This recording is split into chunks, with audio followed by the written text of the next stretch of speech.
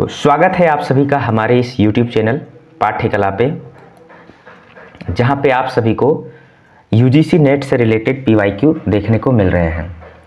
यानी कि हम लोग विगत पिछले दिनों से UGC नेट के यहाँ पे PYQ हम लोग देखने का प्रयास कर रहे हैं और उसके लिए हम लोग यहाँ पे एक सीरीज चला रहे हैं जिसमें हम लोग PYQ की सीरीज को लेकर के आगे बढ़ रहे हैं। तो आज हम बात करेंगे हिस्ट्री से संबंधित जो PYQ हैं जो पूछे जा चुके हैं UGC नेट के परीक्षाओं में, उसके बारे में हम बात करेंगे। तो हम लोगों ने इस सीरीज में एक उद्देश्य के साथ बढ़ा है कि हम लोग यहाँ पे 2011 से लेकर के वर्तमान में यानी 2024 तक के जितने PYQ आए हैं UGC नेट में हिस्ट्री से संबंधित, वो सारे PYQ की यहाँ पे हम लोग व्याख्या देखने वाले हैं।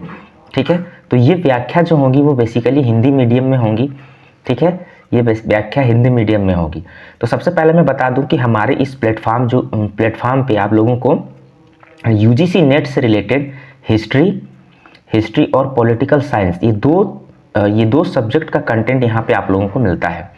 तो इसलिए हमारे इस चैनल को लाइक करें, शेयर करें और सब्सक्राइब करें और ज़्यादा से ज़्यादा आप लोग इसका लाभ उठाएं, क्योंकि जो एग्जामिनेशन दिसंबर में अभी प्रस्तावित है उस एग्जामिनेशन के मद्देनज़र ये जो सीरीज हम लोग PYQ के चला रहे हैं ये काफ़ी मदद करेगा आप लोगों का रिवीजन करने में और UGC नेट के एग्जामिनेशन पैटर्न को समझने में। तो इसलिए हमारे इस चैनल से आप लोग जुड़ें।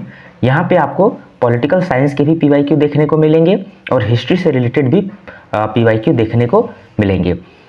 ठीक है, तो आज जो बेसिकली हम लोग बात करने वाले हैं हिस्ट्री से रिलेटेड, तो अभी तक हम लोगों ने 2011 के दोनों प्रश्न पत्र यानी कि जून और दिसंबर, 2012 के दोनों प्रश्न पत्र यानी कि जून और दिसंबर और 2013 के दोनों प्रश्न पत्र यानी कि जून और दिसंबर और 2014 के जून वाले प्रश्न पत्रों की हमने व्याख्या इस सीरीज में हम लोगों ने देख ली, जिसका आप लोग हमारे इस चैनल के प्लेलिस्ट में जाकर के आप लोग इसे देख सकते हैं। तो आज हम बेसिकली जो बात करने वाले हैं वो बात करने वाले हैं दिसंबर 2014 के जो प्रश्न पत्र होंगे उसकी हम लोग यहाँ पे व्याख्या करेंगे। ठीक है, तो सॉरी, तो आज हम लोग जो बात करने वाले हैं, तो आज जो हम लोग इतिहास के जो प्रश्न पत्रों का जो सॉल्व करने वाले हैं वो आपका होगा दिसंबर 2014 का प्रश्न पत्र होगा। ठीक है, और इसकी व्याख्या हम लोग उत्तर सहित यहाँ पे देखने वाले हैं इस प्रश्न पत्र का। और चूँकि पहले ये 50 प्रश्न के ही ये सीरीज पूछे जाते थे, तो आज हम लोग इस वीडियो में टोटल 50 बहुविकल्पीय प्रश्नों को देखेंगे। ठीक है, तो ये जो प्रश्न पत्र है वो दिसंबर 2024 का है और इतिहास का प्रश्न पत्र है। तो चलिए आज हम लोग शुरुआत करते हैं अपने पहले क्वेश्चन से। ठीक है, तो जो पहला प्रश्न है हमारा वो है कि निम्नलिखित में से कौन सा हड़प्पा युगीन नहीं है ना, यानी कि कौन सा स्थल यहाँ पे दिया गया है जो हड़प्पा से संबंधित नहीं है, इसके बारे में आप लोगों को बताना है। ऑप्शन में है पादरी, कुंतशी, वीराना और जखेड़ा। तो मैं बता दूं कि ये सभी स्थलों में से पादरी है, वीराना है, कुंतसी है, लेकिन जो जखेड़ा है आपका वो जखेड़ा हड़प्पा युगीन स्थल नहीं है एक तरीके से। ठीक है, तो इसका जो करेक्ट आंसर हो जाएगा वो हो जाएगा जखेड़ा। नेक्स्ट क्वेश्चन अगर हम बात करें क्वेश्चन नंबर 2 की, तो यहाँ पे वेद दिए गए हैं और यहाँ पे उनके ब्राह्मण दिए गए हैं। ठीक है, तो वेद को उनके ब्राह्मण से आपको क्या करना है, सुमेलित करना है। लेकिन यहाँ पे कहा गया है कि निम्नलिखित में से कौन सा एक युग्म सही सुमेलित नहीं है, यानी कि आपको यहाँ ये दिखाना है कि कौन सा युग्म है इसमें जो सही तरीके से आपका सुमेलित नहीं किया गया है, उसके बारे में आपको यहाँ पे जिक्र करना है। ठीक है, तो पहला है आपका ऋग्वेद। तो ऋग्वेद ऐत्रीय ब्राह्मण तो है ही, लेकिन इसके साथ एक और इसका एक और ब्राह्मण होता है ना, यानी कि कौशितकी। ठीक है, कौशितकी, यानी कि ऋग्वेद के 2 ब्राह्मण हैं, ऐत्रेय ब्राह्मण और कौशितकी ब्राह्मण। और अगर हम सामवेद की बात करें तो सामवेद का जो ब्राह्मण ये तैत्रीय ब्राह्मण नहीं है। सामवेद के दो ब्राह्मण हैं, पंचवीस और जैमिनी। ठीक है, जो पंचवीस है, पंचवीस और जैमिनी, पंचवीस और जैमिनी ये आपके सामवेद के ब्राह्मण हैं। यजुर्वेद की बात करें तो यजुर्वेद के शतपथ है प्लस इसके तैत्रीय ब्राह्मण है। ठीक है, तैत्रीय यानी कि तैतरीय ब्राह्मण किसका है? यजुर्वेद का। अथर्ववेद का गौपथ ब्राह्मण है। तो इस तरीके से यहाँ पर चूंकि सामवेद का तैतरीय ब्राह्मण दिया गया था और ये तैतरीय ब्राह्मण किसका है? यजुर्वेद का है। तो इस तरीके से यहाँ कौन सा सुमेलित नहीं हो जाएगा? सामवेद, यानी कि हमारा ऑप्शन हो जाएगा ऑप्शन नंबर बी करेक्ट हो जाएगा। तो एक बार देख लेते हैं हम लोग कि जो ऋग्वेद है उनके जो ब्राह्मण है वो 2 ब्राह्मण है। कौन कौन? ऐत्रेय ब्राह्मण और कौशितकी ब्राह्मण। सामवेद जो है उनके भी 2 ब्राह्मण है, पंचविश है और जैमिनी है। यजुर्वेद की अगर हम लोग बात करें तो इनके 2 ब्राह्मण है, शतपथ और तैतरीय ब्राह्मण। अथर्ववेद की बात करें तो इनका जो ब्राह्मण है वो है गौपथ ब्राह्मण। नेक्स्ट हम लोग बात करते हैं 3rd नंबर क्वेश्चन की, जिसमें ये प्रश्न पूछा गया है कि उपनिषद कालीन अश्वपति कहाँ का राजा था। ठीक है, यानी कि उपनिषद में जो वर्णित है अश्वपति का नाम, वो कहाँ के राजा हुआ करते थे अश्वपति। ऑप्शन में है केकय, पांचाल, मद्र और उसीनर। तो यहाँ पे ध्यान रखना है कि उपनिषद काल में जो अश्वपति जो थे वो किस प्रदेश के राजा थे? तो केकई के राजा थे। ठीक है, तो केकई प्रदेश के राजा थे कौन? अश्वपति। ठीक है, नेक्स्ट 4 नंबर क्वेश्चन की अगर हम लोग बात करें तो यहाँ पे आपको सुमेलित करने का प्रश्न दिया गया है। तो सूची 1 को सूची 2 से आपको सुमेलित करना है और सही उत्तर चुनना है आपको। ठीक है, सही उत्तर को चुनना है। तो यहाँ पे जो दिया गया है वो एक तरीके से महाजनपद दिए गए हैं। जो 16 महाजनपद थे उन्हीं में से 4 महाजनपदों को यहाँ पे दिया गया है और उनकी राजधानी दी गई है। यानी कि उन महाजनपद जो है उनकी कौन कौन सी राजधानी होगी उनसे आप लोगों को सुमेलित करना है। तो सबसे पहले है मत्स्य। तो मत्स्य का जो राजधानी है वो है आपका विराटनगर। ठीक है, और अगर हम बात करें किसकी? वत्स की, तो वत्स की राजधानी हो जाएगी आपकी कौशाम्बी। और वृजी की बात करें तो ये, या वज्जी की बात करें तो ये हो जाएगा वैशाली। वृजी को या वज्जी। और कुरु की जो राजधानी हो जाएगी वो हो जाएगी आपका इंद्रप्रस्थ। तो इस तरीके से हम लोग जानते हैं कि महाजनपद काल में जो महाजनपद थे मत्स्य महाजनपद की राजधानी विराटनगर, वत्स की राजधानी कौशाम्बी और वज्जी या वृजी की राजधानी आपका वैशाली हो जाएगा और कुरु की राजधानी आपका इंद्रप्रस्थ हो जाएगा। तो इस तरीके से जो हमारा करेक्ट आंसर हो जाएगा वो हो जाएगा ऑप्शन नंबर सी हमारा करेक्ट हो जाएगा। सॉरी। नेक्स्ट क्वेश्चन की अगर हम लोग बात करते हैं क्वेश्चन नंबर 5 की अगर हम लोग बात करते हैं तो क्वेश्चन है कि निम्नलिखित में से किस समकालीन संप्रदाय की नंद वंश है ना, नंद वंश के विनाश में भूमिका बताई जाती है। तो जैसा कि हम लोग जानते हैं कि नंद वंश के शासक कौन थे? महापद्म नंद। ठीक है, महापद्म नंद। तो जो महापद्म नंद थे है ना, इनको एक तरीके से किन्होंने हराया था? तो चंद्रगुप्त मौर्य ने हराया था। किन्होंने हराया था? चंद्रगुप्त मौर्य ने हराया था। ठीक है, यही चंद्रगुप्त मौर्य किनके चाणक्य के साथ मिलकर के इनको हराए थे और इसी से नंद वंश का क्या हुआ था? एक तरीके से विनाश हुआ था। ठीक है, और यही चंद्रगुप्त जो थे वो अपने शासन के अंतिम काल में वो कहाँ चले जाते हैं? श्रवणबेलगोला चले जाते हैं। कहाँ चले जाते हैं? श्रवणबेलगोला, यानी कि जो आपका कर्नाटक में है, श्रवणबेलगोला चले जाते हैं और वहाँ पे जाकर के वो एक तरीके से जैन धर्म को क्या करते हैं? जैन धर्म को अपना लेते हैं। ठीक है, तो इसीलिए ऐसा माना जाता है कि जो नंद वंश थे उनकी भूमिका में उनका विनाश में किस धर्म की भूमिका होती है?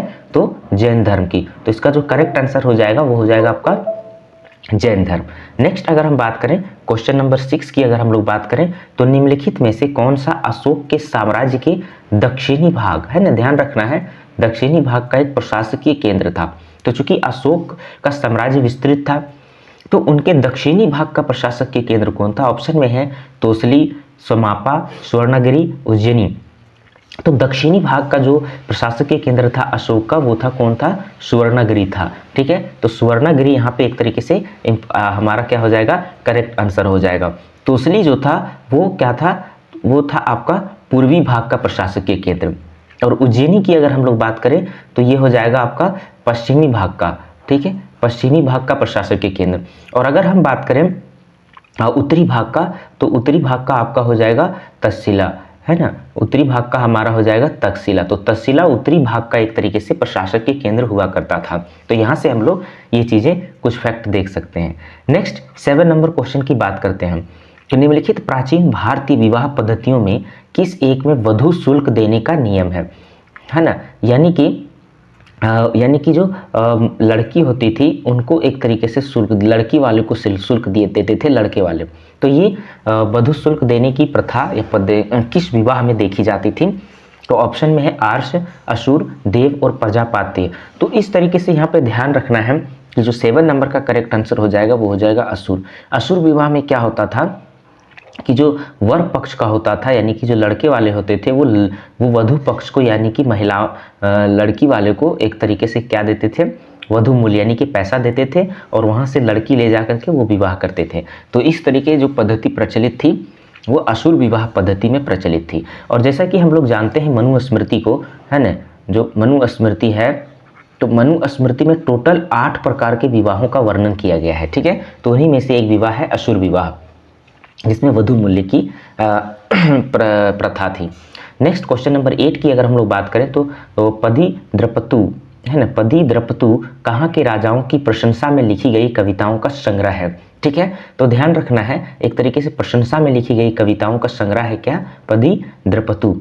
ऑप्शन में है चेर, पांड्य, चोल, तोंडीमान। तो यहाँ पे ध्यान रखना है कि ये जो पदी द्रपतु जो कविताओं का संग्रह है वो आपका चेर राजाओं से संबंधित है, चेर वंश के शासकों से संबंधित है। नेक्स्ट क्वेश्चन नंबर 9 की अगर हम लोग बात करें तो इसमें दिया गया कि कायारोहण, है ना, कायारोहण जिसे लकुलिश पाशुपत संप्रदाय के संस्थापक, लकुलिश का निवास स्थान माना जाता है, निम्नलिखित में से कहाँ था? ठीक है, तो लकुलिश पाशुपत संप्रदाय के जो संस्थापक थे वो कौन थे? लकुलिश थे। ठीक है, तो लकुलिश का निवास स्थान माना जाता था कायारोहण को। तो ये कहाँ पे अवस्थित था? ऑप्शन में है बंगाल, उत्तर प्रदेश, राजस्थान, गुजरात। तो इसका आंसर हो जाएगा आपका गुजरात। तो ये एक तरीके से कहाँ अवस्थित है? तो गुजरात में अवस्थित था। ठीक है, नेक्स्ट क्वेश्चन नंबर 10 की अगर हम लोग बात करें तो इसमें आपका सूची 1 को सूची 2 से सुमेलित करने की बात कही गई है। ठीक है, तो इसमें भी आपको क्या करना है? सुमेलित करना है। ठीक है, सुमेलित करने की यहाँ पे बात कही गई। राजवंश दिए गए हैं और उसके संस्थापक दिए गए हैं। तो एक राजवंश को उनके संस्थापक से आपको क्या करना है? सुमेलित करना है। ऑप्शन में सातवाहन, वकाटक, पूर्वी गंग और गुप्त। तो सातवाहन वंश के जो संस्थापक थे उनको तो उनका जो नाम था वो था सिमुक। ठीक है, और अगर हम बात करें वकाटक वंश की, अच्छा गुप्त वंश की, तो गुप्त वंश की आपका हो जाएगा श्रीगुप्त, और वकाटक वंश की अगर हम लोग बात करें तो विंध्य शक्ति, और पूर्वी गंग की अगर हम लोग बात करें तो इंद्रवर्मन प्रथम। तो इस तरीके से हमारा जो करेक्ट आंसर हो जाएगा वो हो जाएगा 4123, है ना, 4123। ऑप्शन नंबर ए हमारा यहाँ पे, ऑप्शन नंबर ए हमारा क्या हो जाएगा? करेक्ट हो जाएगा। यानी कि सातवाहन वंश के संस्थापक सिमुक थे, वकाटक वंश के संस्थापक विंध्य शक्ति, और आपका पूर्वी गंग के इंद्रवर्मन प्रथम, और गुप्त के हो जाएंगे श्रीगुप्त। नेक्स्ट क्वेश्चन नंबर 11 की अगर हम लोग बात करते हैं, ठीक है, तो इसमें है निम्नलिखित में से किस गुप्त अभिलेख में, है ना, किस गुप्त अभिलेख में चंद्रगुप्त द्वितीय, ठीक है, चंद्रगुप्त द्वितीय के राजा धीराजश्री के रूप में वर्णित किया गया है? ठीक है, यानी कि चंद्रगुप्त द्वितीय को राजा धीराजश्री के रूप में वर्णित किया गया है कौन से अभिलेख में? ऑप्शन में चंद्रगुप्त द्वितीय का उदयगिरी गुहा अभिलेख, दूसरा है चंद्रगुप्त द्वितीय का मथुरा प्रस्तर अभिलेख, सी है प्रभावती गुप्ता का पूना ताम्रपत्र, और डी है कुमारगुप्त प्रथम का विल्सन प्रस्तर अभिलेख। तो इसका जो करेक्ट आंसर हो जाएगा वो हो जाएगा आपका ए, चंद्रगुप्त द्वितीय का उदयगिरी गुहा अभिलेख। इन्हीं में चंद्रगुप्त द्वितीय को राजा धीराजश्री के रूप में वर्णित किया गया है। नेक्स्ट क्वेश्चन नंबर 12 की अगर हम लोग बात करें तो 6ठी सदी के खगोलज्ञ वराहमिहिर, ठीक है, वराहमिहिर देश के किस भाग से संबंधित है? ठीक है, यानी कि वराहमिहिर का संबंध देश के किस भाग से है? ऑप्शन में है पश्चिमी मालवा, उत्तर गुजरात, दक्षिणी राजस्थान, दक्षिणी मगध। तो इसका जो करेक्ट आंसर हो जाएगा वो हो जाएगा आपका पश्चिमी मालवा। तो वराहमिहिर का संबंध हो जाएगा आपका पश्चिमी मालवा से संबंधित हो जाएगा। ठीक है, उसके बाद नेक्स्ट 30 नंबर क्वेश्चन की अगर हम लोग बात करते हैं तो पुलकेशिन के ऐहोल अभिलेख के लेखक रविकीर्ति, यानी कि यहाँ से भी एक याद क्वेश्चन आता है कि रविकीर्ति, पुलकेशिन के ऐहोल अभिलेख किसके हैं? तो रविकीर्ति के हैं। ठीक है, तो पुलकेशिन के ऐहोल अभिलेख के जो लेखक हैं रविकीर्ति ने स्वयं को निम्नलिखित लेखकों के बराबर माना है। तो रविकीर्ति स्वयं को किन किन लेखकों के बराबर माने हैं अपने आप को? तो ऑप्शन है बाणभट्ट, भास, कालिदास, भारवी। तो इसका जो ऑप्शन हो जाएगा वो हो जाएगा आपका कालिदास और भारवी। तो ऑप्शन नंबर 2 और 4, यानी कि यहाँ पे हमारा जो करेक्ट आंसर हो जाएगा वो हो जाएगा ऑप्शन नंबर बी। ठीक है, इस तरह से हम लोगों ने 30 क्वेश्चन को देखा, 13 क्वेश्चन को। नेक्स्ट 14 नंबर प्रश्न की अगर हम लोग बात करें तो यहाँ पे स्टेटमेंट से संबंधित प्रश्न दिए गए हैं, ठीक है, कथन और कारण से। तो कथन में दिया गया है कि विंध्य के दक्षिण में, है ना सॉरी, विंध्य के दक्षिण में राष्ट्रकूटों के अतिरिक्त कोई ऐसी शक्ति नहीं थी जिसने उत्तर भारत के पूर्वकालीन इतिहास में प्रभावशाली भूमिका निभाई हो, ठीक है। तो ये हमारा सही बात है। तो जो विंध्य पर्वत था उन्हें एक तरीके से उत्तर भारत और दक्षिण भारत का क्या माना जाता था, सीमा क्षेत्र माना जाता था। तो जो विंध्य पर्वत के दक्षिण वाले क्षेत्र थे उसमें राष्ट्रकूट ही एक ऐसी शक्ति थी जिसने उत्तर भारत के पूर्वकालीन इतिहास में प्रभावशाली भूमिका निभाई। नेक्स्ट है कारण में दिया गया है कि मध्य भारत के कलचुरियों ने जिनका राष्ट्रकूटों से संबंध था उनकी सक्रिय रूप से सहायता की थी। तो बिल्कुल नहीं कलचुरियों से, बल्कि राष्ट्रकूटों का एक तरीके से मतभेद हुआ करता था। तो ये स्टेटमेंट हमारा क्या है, गलत है, और ये स्टेटमेंट हमारा सही है। तो इस तरीके से हमारा जो करेक्ट आंसर हो जाएगा ए सही लेकिन आर गलत, ऑप्शन नंबर सी हमारा क्या हो जाएगा, सही हो जाएगा। नेक्स्ट हम लोग बात करते हैं क्वेश्चन नंबर 15 की, जिसमें है कि निम्नलिखित को कालानुक्रम आपको व्यवस्थित करना है, ठीक है। यानी कि यहाँ पे आपको काल के अनुसार इन्हें व्यवस्थित करना है कि कौन से शासक पहले हुए हैं, ठीक है। तो हमारा है विक्रम चोल, वीर राजेंद्र प्रथम, राजराज द्वितीय, कुलोत्तुंग तृतीय। तो जो वीर राजेंद्र प्रथम है इनका जो कालक्रम है वो है आपका 1064 से लेकर के 1070 तक, ठीक है। उसी तरह अगर हम लोग बात करें विक्रम चोल की बात करें तो विक्रम चोल का जो कालक्रम है वो है आपका 1122 से 35 तक का टाइम पीरियड है आपका। और राजराज द्वितीय की अगर हम लोग बात करें तो 1150 से आपका 63 तक का टाइम पीरियड है आपका, ठीक है। कुलोत्तुंग तृतीय की अगर हम लोग बात करें तो इनका जो कालक्रम है वो है आपका 1182 से लेकर के 1216 तक का टाइम पीरियड है। तो इस तरीके से जो हमारा सबसे करेक्ट आंसर हो जाएगा वो हो जाएगा ऑप्शन नंबर बी। पहले आपका वीर राजेंद्र प्रथम, फिर विक्रम चोल, फिर राजराज द्वितीय और सबसे लास्ट में कुलोत्तुंग तृतीय हो जाएगा। नेक्स्ट अगर हम बात करें क्वेश्चन नंबर 16 की, ठीक है, तो इसमें है कि निम्नलिखित में से कौन शिव भक्त के रूप में ज्ञात है, यानी कि कौन है जो शिव के भक्त के रूप में जाने जाते हैं।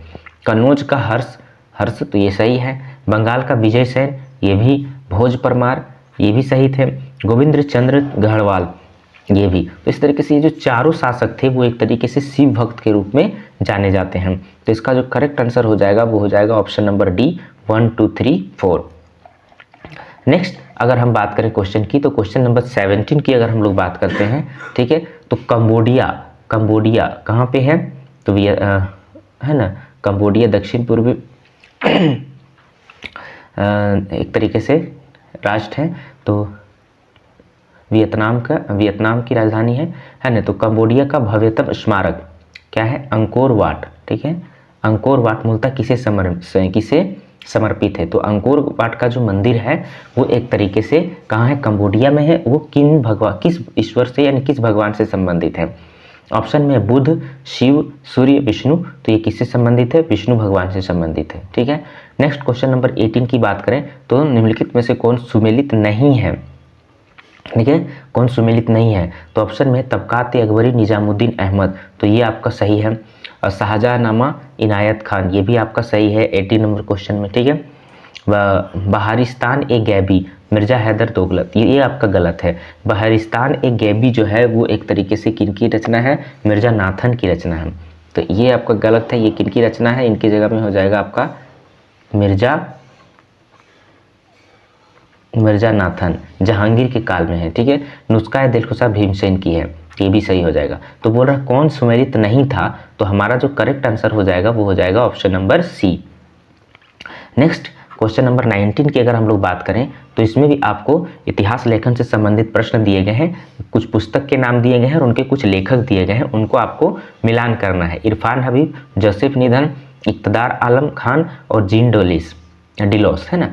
तो इरफान हबीब की जो पुस्तक है वो है medieval technology exchanges between India and the Islamic world, ये इरफान हबीब की पुस्तक है, ठीक है, medieval technology exchanges between India and the Islamic world. उसके बाद अगर हम बात करें जोसेफ निधन की, तो इनकी जो पुस्तक है वो है science and civilisation in China. ये किनकी पुस्तक है, जोसेफ निधन की पुस्तक है। अगर हम लोग बात करें अगर हम लोग बात करें इक़्तिदार आलम खान की, तो इनकी जो रचना है वो है gun powder and fire arms warfare in medieval India. अगर हम जीन डिलॉस की बात करें तो इनकी जो रचना है वो है आपका मिलिट्री टेक्नोलॉजी इन हाउसल sculpture 12th and 13th century. तो इस तरीके से जो हमारा करेक्ट आंसर हो जाएगा वो हो जाएगा ऑप्शन नंबर डी हमारा क्या हो जाएगा, करेक्ट हो जाएगा। नेक्स्ट हम लोग बात करें 20 नंबर क्वेश्चन की, ठीक है। तो इसमें कि मध्यकालीन चित्रकला के संबंध में निम्नलिखित में से कौन सा कथन सही है, ठीक है। तो ऑप्शन में कि मध्यकालीन कला की प्रारंभिक अवस्था जो एलोरा में अजंता के अवशेषों के साथ मिली हुई है की विशेषताएं हैं पैनी रेखाएं, पेने कोण, रंगीन मॉडलिंग का अभाव तथा रंग बिरंगी सजावटों की तरफ झुकाव। तो यही हमारा क्या हो जाएगा, सही हो जाएगा। बाकी ये तीनों हमारे क्या हो जाएंगे, गलत हो जाएंगे, ठीक है। तो ऑप्शन नंबर ए हमारा क्या हो जाएगा, इसमें करेक्ट हो जाएगा। नेक्स्ट की अगर हम लोग बात करें तो यहाँ भी आपको कालानुक्रम व्यवस्थित करने का प्रश्न दिया गया है। दिल्ली सल्तनत के उत्तराधिकारी निम्नलिखित गुलाम सुल्तान हो, ठीक है, यानी कि गुलाम वंश को कालक्रम में आपको क्या करना है, व्यवस्थित करना है। रुकनुद्दीन फिरोज शाह, अलाउद्दीन मसूद शाह, मुइनुद्दीन बहराम शाह, नसरुद्दीन मोहम्मद। इसका जो करेक्ट आंसर हो जाएगा वो हो जाएगा आपका रुकनुद्दीन फिरोज शाह, मुइनुद्दीन बहराम शाह, फिर अलाउद्दीन मसूद शाह, फिर नासरुद्दीन मोहम्मद। तो अगर हम बात करें 21 नंबर क्वेश्चन की, तो रुकनुद्दीन का जो टाइम पीरियड हो जाएगा वो हो जाएगा आपका 1236 से लेकर के, है ना, 1236 से लेकर के आपका 42 तक का टाइम पीरियड हो जाएगा। और अगर हम बात करें मुइनुद्दीन बहराम शाह, है ना, तो इसका 1240 से आपका 42 तक का टाइम पीरियड हो जाएगा। और अगर हम बात करें अलाउद्दीन मसूद शाह की, तो 1242 से आपका 46 तक का टाइम पीरियड। और नासरुद्दीन मोहम्मद की अगर हम लोग बात करें तो इसका टाइम पीरियड 46 से, है ना, 1246 से आपका एक तरीके से 66। तो करेक्ट आंसर हमारा हो जाएगा option number C. Next 22 number question की बात करते हैं। तो अलाउद्दीन खिलजी कालीन प्रशासन में राजसी खुफिया विभाग का मुखिया क्या कहलाता था। ऑप्शन है दीवान रियासत, शहनाई मंडी, बरीद ए ममलिक और आरिज ए ममलिक। तो खुफिया विभाग जो होते थे उसको कहा जाता था बरीद ए मामलिक, उसके जो मुखिया होते थे उसको बरीद ए मामलिक कहा जाता था। नेक्स्ट क्वेश्चन 23 नंबर क्वेश्चन की अगर हम लोग बात करें तो ये है कि विजयनगर साम्राज्य की न्यायांकर व्यवस्था, ठीक है, विजयनगर साम्राज्य में नायक व्यवस्था थी, न्यायांकर व्यवस्था निम्न से किस पर आधारित थी। ऑप्शन में सल्तनत कालीन एकता व्यवस्था, सुल्तान की युद्ध प्रणाली, सुल्तानों की विधि प्रणाली, उपर्युक्त में से कोई नहीं। तो इसका जो करेक्ट आंसर हो जाएगा वो हो जाएगा आपका ए, सल्तनत कालीन एकता व्यवस्था जो थी उसी पर एक तरीके से आधारित थी विजयनगर साम्राज्य की न्यायांकर व्यवस्था।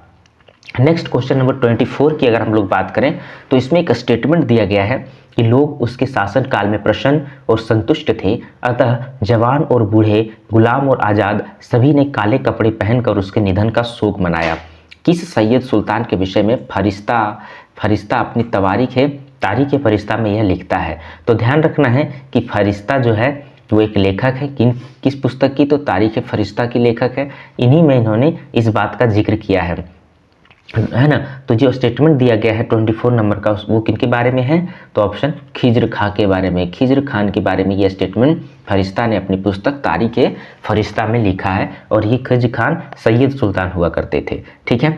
नेक्स्ट 25 नंबर क्वेश्चन की अगर हम लोग बात करें तो इसमें निम्नलिखित में से किसने यह राय व्यक्त की कि महिलाओं को घर की चारदीवारी में रहना चाहिए और चरखा काटना चाहिए, यानी कि किनका यह स्टेटमेंट है, ठीक है। ऑप्शन में मिन्हाज सिराज और हसन निजामी, अमीर खुसरो और इसामी, याहिया बिन अहमद और जियाउद्दीन बरनी, शम्स सिराज अफीफ और महमूद सादियाबादी। तो ये महिलाओं के संबंध में इस तरह की जो कथन है वो किसके हैं, अमीर खुसरो और इसामी का कथन है, ठीक है, अमीर खुसरो और इसामी का। नेक्स्ट 26 नंबर की अगर हम लोग बात करें तो अतका खां के मकबरे जिसे उसके पुत्र मिर्जा अजीज कोका ने 1566 से 67 में बनवाया था से संबंध वास्तुविद और सुलेखकार के युग्म को चिन्हित कीजिए, यानी कि कौन बनाए थे उसको। तो ऑप्शन में उस्ताद खुदा कुली और बाकी मोहम्मद, मीरक सैयद गियास और मीरक मिर्जा गियास, अहमद उल चिश्ती और रियाज बुखारी, उस्ताद बिलाल और उस्ताद क़यामत हुसैन। तो ऑप्शन जो हो जाएगा हमारा 26 नंबर का वो हो जाएगा आपका उस्ताद खुदा कुली और बाकी मोहम्मद। ये जो है एक तरीके से अतका खां के मकबरे को निर्माण किया था। नेक्स्ट की अगर हम लोग बात करें 27 नंबर क्वेश्चन की, तो ये भी एक तरीके से आपको मिलान करने का प्रश्न दिया गया है, शब्दावली दिए गए हैं और उसके क्या अर्थ होते थे उसको आपको मिलाना है। तो ऑप्शन में है बीटिकची। तो बीटिकची एक तरीके से जो होता था वो सैन्य लिपिकार अथवा सचिव होते थे, ठीक है। और अगर हम बात करें मीर अदल, मीर अदल जो होते थे वो मुख्य न्यायाधीश को कहा जाता था मीर अदल। उलूस जो होता था वो कबीला को कहा जाता था। और वाक्यानविश जो होते थे, वाक्यानविश वो किसे कहा जाता था, दरबारी इतिहासकार को कहा जाता था। तो इस तरीके से जो हमारा करेक्ट आंसर हो जाएगा वो 4321 है ना, 4321 ऑप्शन नंबर डी हमारा क्या हो जाएगा, करेक्ट हो जाएगा। नेक्स्ट क्वेश्चन नंबर 28 की अगर हम लोग बात करें, है ना, तो मध्यकालीन भारत में व्यापार के लिए आए यूरोपीय देशों के संबंध में कौन सा सही कालक्रम, यानी कि कौन से देश पहले आए थे। तो पुर्तगाली, ऑप्शन में डच, पुर्तगाली, अंग्रेज, फ्रांसीसी। तो ये गलत हो जाएगा क्योंकि पहले पुर्तगाली आए थे। पुर्तगाली, अंग्रेज, फ्रांसीसी, डच, तो ये गलत हो जाएगा।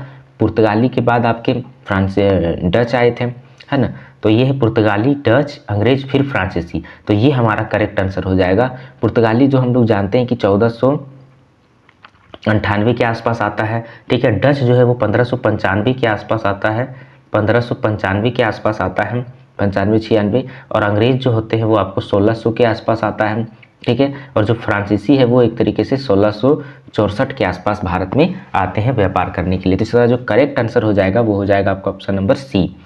नेक्स्ट 29 नंबर क्वेश्चन दिया गया है कि निम्नलिखित मुगल शासकों में से किसने यह दावा किया था कि वह यह अंतर कर सकता है कि किस चित्रकार ने रेखा चित्र बनाया है और किसने उसमें रंग भरा है या उसका चेहरा तैयार किया गया है, तैयार किया है। यानी कि कोई भी चित्र को देख करके वो कौन से शासक थे जो बता सकते थे कि वो चित्र किसने बनवाया है, उसका रंग कौन भरा है। ऑप्शन में हुमायूं, अकबर, जहांगीर, औरंगजेब। इसका जो करेक्ट आंसर हो जाएगा वो हो जाएगा जहांगीर, ठीक है, जहांगीर चित्रकला से ये बहुत प्रेम करते थे। नेक्स्ट 30 नंबर प्रश्न की अगर हम लोग बात करते हैं तो निम्नलिखित में से कौन सा युग्म सुमेलित नहीं है ना, यानी कि कौन सा युग्म आपका मिला हुआ नहीं है उसे आपको एक तरीके से ढूंढना है ना। 30 नंबर क्वेश्चन तो यहाँ है कि मासिर ए आलमगिरी, साकी मुस्तैद खान, मसाइर उल उमरा, अबुल कासिम नमकीन। तो ये आपका गलत हो जाएगा। तो मसाइर उल उमरा जो हैं वो एक तरीके से शाहनवाज खान के लेखक हैं। तो ये जो हैं वो शाहनवाज खान के लेखन है। और मुंतखब उल तवारिक अब्दुल कादिर बदायनी के हैं, अखबार उल अखियार अब्दुल हक के हैं। तो इसका जो करेक्ट आंसर हो जाएगा वो हो जाएगा आपका बी।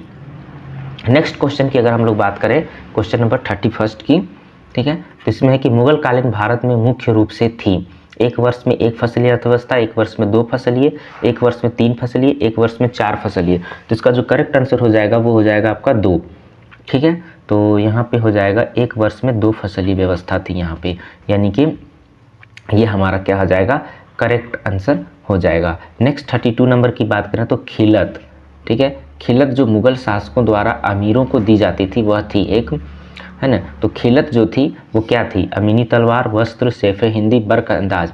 तो जो था एक तरीके से वस्त्र होता था, खिलत जो थी वो एक तरीके से वस्त्र होती थी जो मुगल शासकों द्वारा अमीरों को प्रदान किया जाता था। नेक्स्ट 33 नंबर प्रश्न की बात करें तो मराठा साम्राज्य से संबंधित है कि मराठाओं के संबंध में निम्नलिखित में से कौन सा कथन सही नहीं है। यहाँ पे स्टेटमेंट गलत है वो देखना। तो ऑप्शन नंबर हमारा 33 में देखना है, शिवाजी ने जुन्नार और अहमदनगर परगनों की देशमुखी की मांग की थी, जिसके संबंध में शाहजादे मुराद ने जो दक्कन का गवर्नर था सम्राट के समक्ष उपस्थित होने के बाद कोशिश करने और सुनिश्चित करने का वादा किया था। तो ये स्टेटमेंट आपका सही हो जाएगा। 1644 में एक फरमान में कहा गया कि शाहजी को कोंडाने में उनके प्रतिनिधि दादाजी कोंडदेव की विद्रोही गतिविधियों के कारण दरबार से हटा दिया गया था। ये भी आपका सही हो जाएगा। नेक्स्ट है मवाली पैदल सैनिक दक्कन में शहजादे मुराद की सेना का सशक्त अंग बन गए थे। ये आपका गलत हो जाएगा और ये आपका सही। इस तरह से हमारा गलत स्टेटमेंट कौन हो जाएगा, option number C, option number C. Next 34 number question की बात करें जिसमें कथन और कारण से संबंधित प्रश्न है। कथन में है कि उत्तर मध्यकाल के दौरान भारतवासियों और यूरोपवासियों के संबंध पारस्परिक व्यापारिक हितों पर आधारित थे। उत्तर मध्यकाल के दौरान भारतवासियों और यूरोपवासियों के संबंध पारस्परिक व्यापारिक हितों पर आधारित थे, ठीक है। ऑप्शन नंबर और तर्क दिया गया है कि भारत में यूरोपीय व्यापारियों के बसने के बाद उनके परिवार और धर्मगुरुओं, चिकित्सकों और कलाकारों जैसे अन्य सामाजिक समूहों का आगमन हुआ। ठीक है, तो इसका ऑप्शन नंबर क्या हो जाएगा, ये हो जाएगा बी, यानी कि ए और दोनों सही है लेकिन दोनों एक दूसरे की व्याख्या नहीं करता है। तो 34 का ऑप्शन नंबर बी हमारा करेक्ट आंसर हो जाएगा। नेक्स्ट हम 35 नंबर क्वेश्चन की अगर हम लोग बात करते हैं तो ये है कि परमोच्च शक्ति वह स्थिति है जिसका उपयोग ब्रिटिश सरकार परम उच्च शक्ति के रूप में करती है। ऑप्शन में है भारतीय प्रांतों के संबंध में, प्रेसिडेंसी टाउनों के संबंध में, जमींदारों के संबंध में, राजा रजवाड़ों के संबंध में। तो इसका जो करेक्ट आंसर हो जाएगा वो हो जाएगा राजा रजवाड़ों के संबंध में एक तरीके से ब्रिटिश सरकार परमोच्च शक्ति का उपयोग करते थे। नेक्स्ट अगर हम लोग बात करें 36 नंबर प्रश्न की, तो एज ऑफ कंसेंट एक्ट 1816, तो ध्यान रखना 1860 का जो एज ऑफ कंसेंट एक्ट है उसमें लड़कियों के विवाह की आयु कितनी निर्धारित की गई थी। ऑप्शन में है 10 वर्ष, 14 वर्ष, 12 वर्ष, 15 वर्ष। तो जो 1860 का एज ऑफ कंसेंट एक्ट है उसमें लड़कियों की विवाह की जो न्यूनतम आयु थी वो 10 वर्ष रखी गई थी। ठीक है, 10 वर्ष रखी गई थी। उसके बाद एज ऑफ कंसेंट एक्ट जो है वो आपका 1891 की आई थी जिसमें लड़कियों की विवाह की न्यूनतम आयु 12 वर्ष कर दी गई थी। उसके बाद एज ऑफ कंसेंट एक्ट 1925 में आया जिसमें लड़कियों के विवाह की उम्र 14 वर्ष कर दी गई, कम से कम आयु।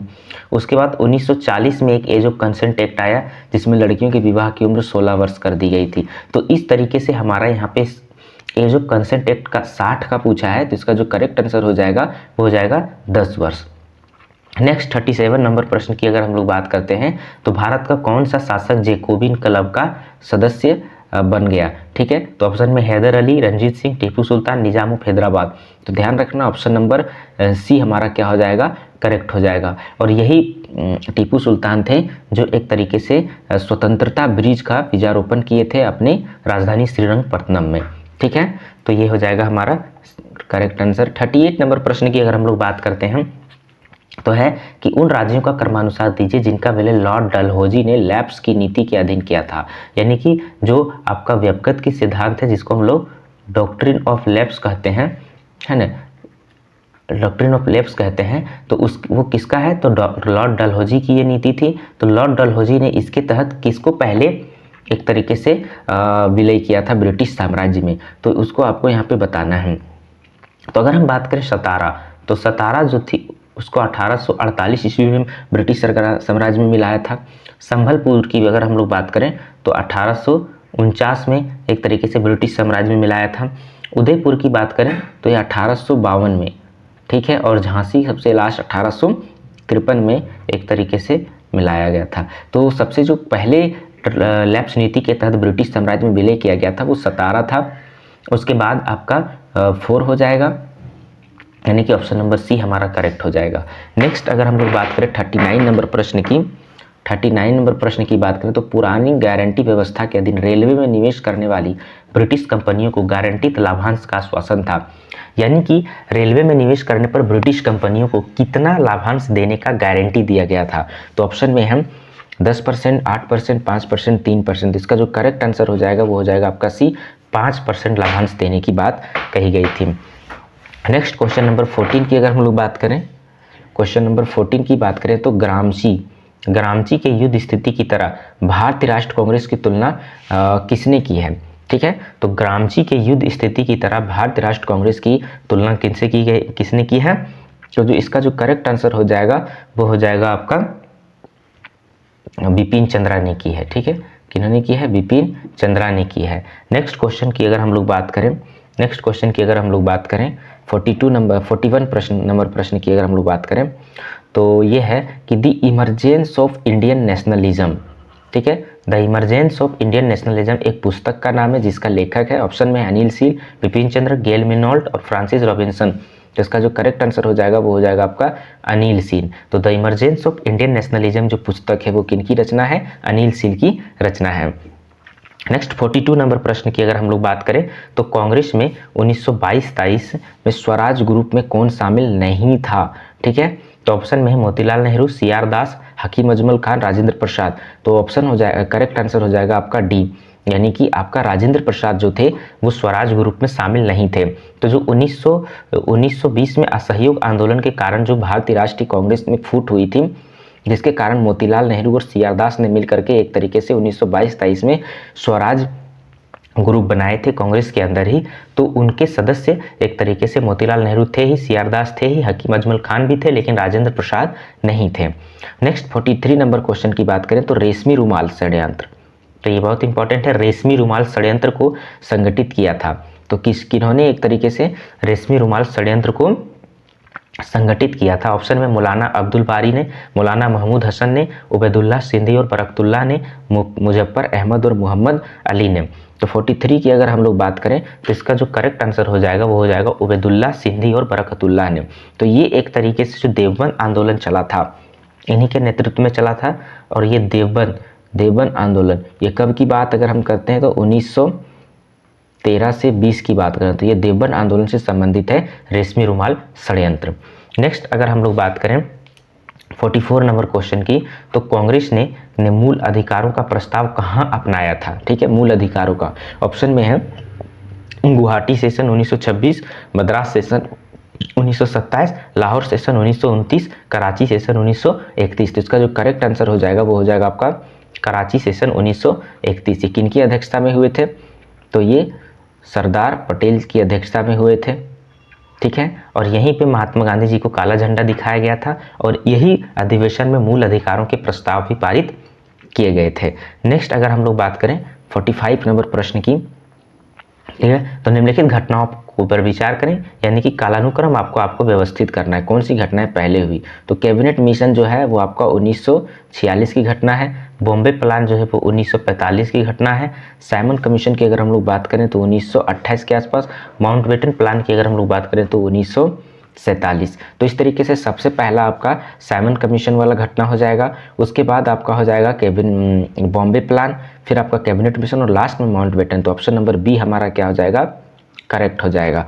तो नेक्स्ट हम लोग बात करते हैं क्वेश्चन नंबर 46 की। ठीक है, 46 की, जनरल व्हील सिद्धांत का प्रवर्तक था, यानी कि जनरल व्हील थ्योरी किसने दिया था? ऑप्शन में है एबेसिए, मोंटेस्क्यू, रूसो, वोल्टेयर। तो इसका जो करेक्ट आंसर हो जाएगा वो हो जाएगा आपका रूसो। और इनकी एक पुस्तक है जिनका नाम है आपका सोशल कॉन्ट्रैक्ट, है ना, तो ये एक इनकी पुस्तक है। नेक्स्ट है 47 नंबर प्रश्न की बात करते हैं, तो किस दार्शनिक ने पवित्र रोमन साम्राज्य के बारे में कहा है कि यह ना तो पवित्र है ना रोमन साम्राज्य है? तो ऑप्शन में है रूसो, मोंटेस्क्यू, दिदरो, वोल्टेयर। तो इसका जो करेक्ट आंसर हो जाएगा वो हो जाएगा आपका वोल्टेयर, है ना। वोल्टेयर का स्टेटमेंट है कि पवित्र रोमन साम्राज्य यह ना तो पवित्र है और ना ही रोमन साम्राज्य है। 48 की बात करते हैं, तो पोस्ट मॉडर्निज्म की बात करते हैं, ये इतिहास लेखन से संबंधित प्रश्न है। तो उत्तर आधुनिकतावाद के बारे में क्या सही नहीं है? ऑप्शन में है यह परंपरागत इतिहास की भर्त्सना नहीं करता है, तो ये आपका सही नहीं है, ये परंपरागत इतिहास की भर्त्सना करता है। नेक्स्ट है ये इनके इतिहास लेखन ने कम जानने वाले व्यक्तियों को पुनः जानने की उत्सुकता शुरू की, ये सही है। इसका मुख्य सैद्धांतिक योगदान इसका प्रत्यक्षवाद पर समूह आक्रमण, ये भी सही है। और ये भी सही है, ऐतिहासिक कृतियाँ जिन पर प्रभाव सुस्पष्ट है, वह न केवल ऐतिहासिक ज्ञान तक ही पहुंचता है परंतु पुराने विषयों में भी नवीन जीवन डालता है। तो यहाँ पे बोला है कि कौन सही नहीं है, तो हमारा करेक्ट आंसर हो जाएगा ऑप्शन नंबर ए। नेक्स्ट अगर हम लोग 49 नंबर प्रश्न की बात करते हैं, तो Akhil Bharatiya trade union Congress AITCU 31 अक्टूबर 1920 का प्रथम अध्यक्ष किसे चुना गया था? तो ऑप्शन में बीबी गिरी, सुभाष चंद्र बोस, लाला लाजपत राय और CR दास। तो करेक्ट आंसर हो जाएगा आपका लाला लाजपत राय, है ना। नेक्स्ट 50 नंबर प्रश्न की अगर हम लोग बात करते हैं, तो इसमें है कथन और कारण। सिराजुद्दौला को एक बहुत छोटी इंग्लिश ईस्ट इंडिया कंपनी की सेना की टुकड़ी ने परास्त किया, वह हिंदुओं की सहायता प्राप्त ना कर सका, कारण में। तो कारण गलत है और ये आपका कथन सही हो जाएगा। ठीक है, तो 50 नंबर प्रश्न की बात करते हैं, तो आपका यहाँ पे ऑप्शन नंबर सी हमारा करेक्ट हो जाएगा। इस तरीके से आज हम लोगों ने टोटल 50 प्रश्न को देखा है जो UGC नेट में पूछा गया था। कब? तो दिसंबर 2014 में पूछा गया प्रश्न था ये। नेक्स्ट जो हमारा वीडियो आएगा वो हम लोग 2015 की बात करेंगे, जून 2015 की। और इस तरीके से हमारा ये जो सीरीज PYQ का चल रहा है वो हमारा 2024 तक हम लोग UGC नेट के सारे प्रश्न पत्रों की व्याख्या हम लोग देखेंगे। इसलिए हमारे इस चैनल पाठ्य कला को लाइक करें, शेयर करें, सब्सक्राइब करें और ज़्यादा से ज़्यादा जुड़े। और हिस्ट्री से रिलेटेड और पॉलिटिकल साइंस से रिलेटेड सारे कंटेंट आप लोग यहाँ पे आसानी से देख सकते हैं। वो भी बिल्कुल फ्री, और आपके आने वाले एग्जामिनेशंस के लिए ये रिवीजन के साथ साथ एग्जामिनेशन पैटर्न को समझने में भी काफ़ी मदद करने वाले हैं। तो चलिए हम लोग नेक्स्ट वीडियो देखेंगे। तब तक के लिए जय हिंद, धन्यवाद।